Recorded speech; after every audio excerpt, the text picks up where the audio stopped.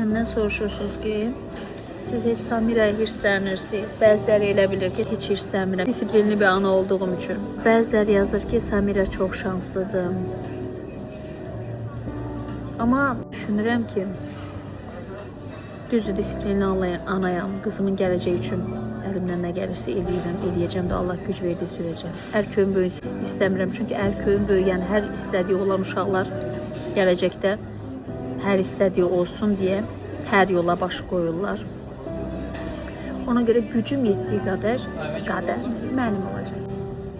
Limiti qorumağa çalışıram da. Həm belə oynayıb, gülüb, zarafatlaşan, nazı ilə oynayan, həm də disiplinlə gedən biri olmağa çalışıram.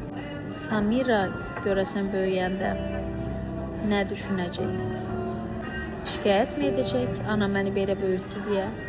Çünki sonuçta %99 insan valideynlə böyüyəndə narazı qalır. Kimisi həqiqətən səbəbi var, kimisi səbəbsiz. Heç birimiz dəqiq deyə bilmərik. Onu düşündüm. Görəsən qızım böyüyəndə məndən razı mı qalacaq, yoxsa narazı mı? Yazanlar var ki, siz heç uşağınızla əsəbləşmirsiniz. Yalansa. Mən qışqıranda elə səsim bütün məhəlləni ya da hardayamsa oranı götürür. Mən də anayam. Yəni mən yalandan deyə bilmərəm. Xeyr, mən qızıma işte güldən ağır, aldan ağır, şaldan şağır söz demirəm. Elə bir şey yoxdur. Elə əsəbləşirəm ona, yeri gələndə elə qışqırıram hərdən. Düzdür, hər dəfə deyil. Yavaş deyirəm. İndi uşaqda hərdən olur ki, anayam. Bir anda elə əsəbləşirəm ki, yəni bu normal bir şeydir. Heç bir ana deyə bilməz ki, mən uşağıma hirslənməmişəm. Heç hirslənməyən ana da bilmirəm. Nə bilim. Nə qəddar böyütməyə çalışıram. Hər şeydən belə onu kəsmək, qısıtlamaq yox. Nə də çox belə rahat buraxmaq istəyirəm. Çünki mən həm anayam illərdir, həm atayam. Çox sıxsam uşağımı itirmiş olaram. Çox da rahat buraxsam yenə itirmiş olaram.